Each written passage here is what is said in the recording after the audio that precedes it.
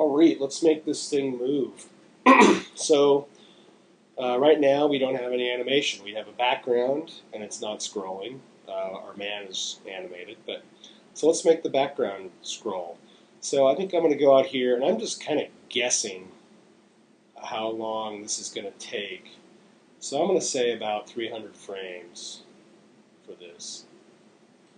So let me make this a little bit smaller up here. That's that little pull down there for changing your frame sizes so you can navigate a little bit easier. So I'll go down here to 300. I'll extend my Walkman just by doing right click and say insert frame. And I'm going to do this not as a motion tween but as a classic tween because I've about had it with the newfangled tweens. So I'll right click and say insert keyframe on 300. Go all the way back to the beginning. Select the first frame of the background, right click on it and say create classic tween. And a classic tween has this arrow. It turns a darker blue or lighter blue and has an arrow in it. The newfangled tweens are kind of like a transparent block of lighter blue. Okay, so now we've got this, and what this is going to do, it's going to tween between the first keyframe and the second keyframe. So I'm going to go out here to the second keyframe on frame 300, and I'm going to go ahead and move this somewhere over here, and I'm going to move it all the way over, and because I've got snapping on, I know it's just moving straight across. And I'll move it until I just get to the end of my background. And I'll just do a quick little check here to see how this looks when we play it back. Command return to test the movie.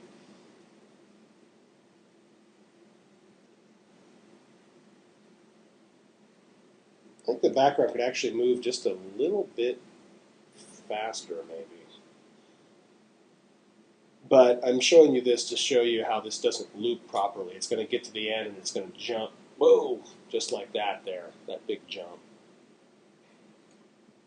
So what I'm going to do is show you how to get that jump to go away. I'm not going to worry about the timing right now. So what I'm going to do, and this is why we went through the trouble of making this background into a symbol for that first frame. What I'm going to do is I'm going to edit this background symbol. Okay? Okay? All right. Background full. I want to add another I want to copy this and add it to the end of this so we'll have a perfect loop. So I can just do this either in here by double clicking on the symbol, and that brings me into background full, but it lets us edit it in place. And then I'm going to add a new layer here, and I'll call this BG frame 1 end for the ending version of it. And then I go to my library and find just the solo frame there, drag it out here, lock this all up. And now I'm just going to move it over till it's at the end.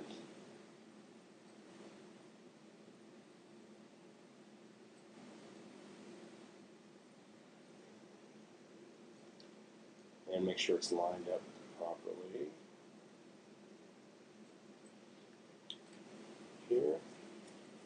I probably would make it actually a better guide setup for this. And the way I would do that is go here to my rulers, pull down a ruler for the top and the bottom, then just make sure that snaps into place, which it looks like it did already. So, and now go back to my scene. So now we've got this whole thing, as I scrub the timeline, that has an exact same frame at the beginning as it does at the end. Think. But you'll notice that it stops there before it gets into that because we added this after the fact. So what I have to do is go out here and change my tween, my last keyframe, and pay attention that I'm on scene 1 now. I'm out of symbol editing mode. I'm in the actual scene. And now I'm going to go out and just drag this over more until, it should just lock into place there on the stage.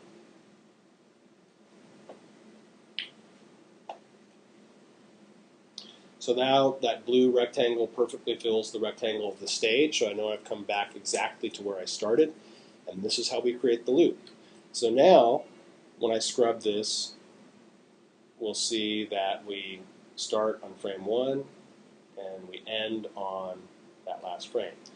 Now before I test the movie, you can guess what's going to happen because we have the exact same frame on frame 1 as we have on frame 300. We're going to get a little bit of a stutter that's going to look a little funny, so we'll show you how to edit that out in just a second.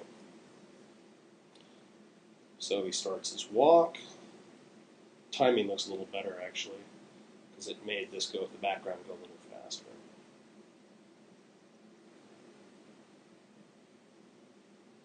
Here it comes. We should see a stutter here.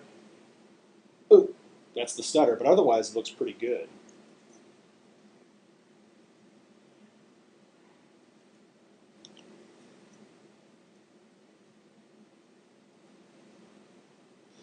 All right, so I'll show you how to get rid of the stutter here, but there's going to be another issue with the stutter, and that's our walk is done at 16 frames, so we have to make sure that the total length of the animation is divisible by 16, or else we're going to get a hiccup in the walk. But let me, for right now, well, no, let's do it all together. So what I'm going to do is think about the walk. So the walk is 16 frames, and so sometimes you get lucky, but you got a 1 in 16 chance, I guess. So 300 frames divided by 16 is 18.75, so close but no cigar. So what we need to do, let's make it a 19-step cycle. So let's say take 19 times 16, and that's 304. So we need to elongate this to 304. But be a little bit careful because we're going to actually elongate the full scroll to 305, but the walk is going to go to 304, and I'll show you why. So we go out here, and let me zoom the timeline a bit so you can see this better. Okay, so we're going to take our Walkman. We know he has to be at 304 exactly. So I hold down Command and drag this out to 304. Okay. Now I'm also going to hold down Command and drag this last keyframe of my background, but I'm going to drag that to 305. And the reason is, if you're kind of a cycle expert by now, is that we know we're going to cut this last frame off, and so we want it to have a perfect match here. And the way we're going to cut that last frame off is go here, right-click, and say Insert Keyframe. And what it's going to do, it's going to convert this last frame of the tween into a keyframe.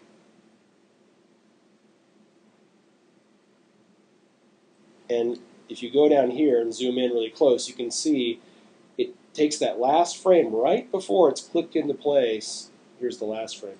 And it's created a new keyframe, so it locks that position for us. Now I just get rid of this, remove frames, and now we've got a 304 frame walk cycle that won't have that glitch in it. And here we go.